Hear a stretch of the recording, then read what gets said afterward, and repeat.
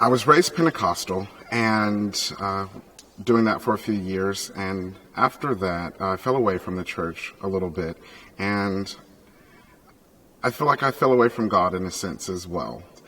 And I think that God brought my godmother and all the other sponsors, those who led me into the Catholic Church, they led me to where I am now.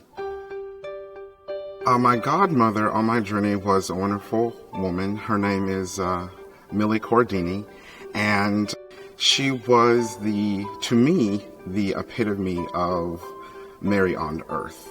I could go to her for anything, any questions, encouragement. She was there all the way up until my baptism. She was there with me on the journey. She met my family. They fell in love with her immediately, and she had that effect on people. And it's just a testament to Queen of Peace, how God can work through people. And I can remember the very first time I met Sister B.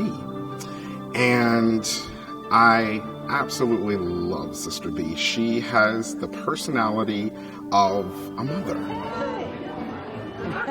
And having Sister B guiding you through RCIA, who has this overwhelming knowledge of Catholicism herself, Queen of Peace, practicing the faith, and able to answer the questions with such poise and taste.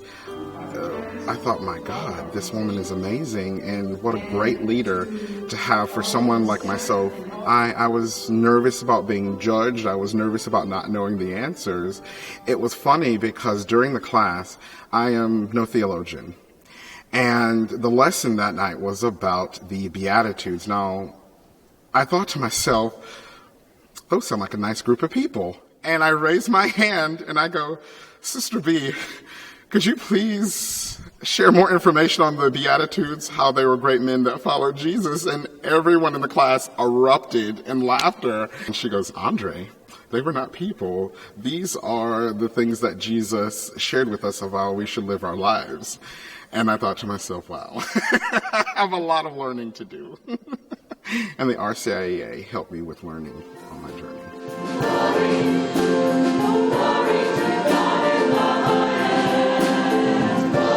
Queen of Peace handles the tithing very well because it's not easy to talk about money. And Queen of Peace has given me so much that is not necessarily something tangible that I can feel, that I can hold in my hands and treasure. It's given me a vast knowledge of my faith.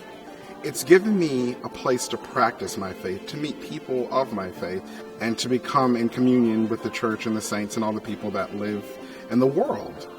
It's universal. So that's priceless. That is priceless. So in a way, I think of tithing as, well, this is the least I can do. What can I do? Well, I can give my time by joining these ministries, helping out. I can share my talents by singing or whatever other talent I may have.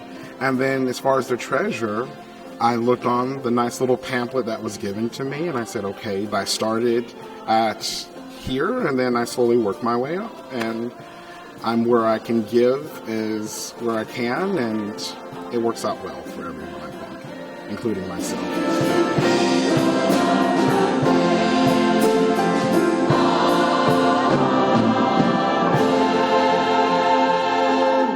Easter Vigil, to me, was heaven on earth. That night, I remember going into the water and seeing Father Jeff. You know, you're here, Father Jeff dunks people, and I'm like, oh gosh, what is this? So I was excited, but then again, I was nervous. And so I said, you know, this is a wonderful man. I hear nothing but good things about Father Jeff. Everyone loves him. And so he goes, don't worry, because you're going to do all the work. Here we go. Andrae, and then instantly, in the name of the Father, the Son, and the Holy Spirit, and I hear the church erupt into applause. And then that's when I give him the biggest hug in the world, and I hear people laughing. They're just like, oh my gosh. And that really helped, giving him a hug afterwards. And after that, quickly to get ready for confirmation. And that just was an overwhelming experience of the senses. Having the Holy Spirit come upon you in the form of the beautiful chrism oil. And I remember Sister B telling us, you Do not wipe the chrism off. That is the Holy Spirit. Let it sink into your mind and your being that night. So I kept her voice in the back of my mind. And after being baptized and receiving confirmation, the nerves were gone. And I said, to myself, I was thinking, I said, God, this is amazing. I'm so excited to receive you for the very first time. Having Millie at Easter Vigil, with everything coming to an end that night, it was just perfect. After Easter Vigil, I want to say about 2 years later, Millie passed. We had her 93rd birthday that February. And I thought to myself,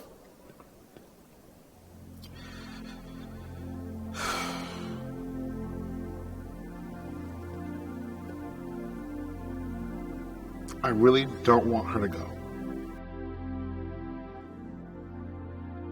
I will never forget when I went to the ICU to visit her. And I looked at her and I said, Millie, how do you feel? And in my mind, looking at the pain she was in, I'm thinking, she's probably not even going to speak very much. And her answer was, I feel good. I'm like, she never seems to stop amazing me. Through the worst part in her life, when she's in so much pain, she is still able to say, I feel good. It kind of reminds me of when Christ was on the cross, in a sense, where he's in so much pain. And yet he's able to still say, Father, forgive them, for they do not know what they do. Very similar to what she was going through, I think, in a sense. We all are called to something. And her calling was, she guided people to Jesus. And all the people say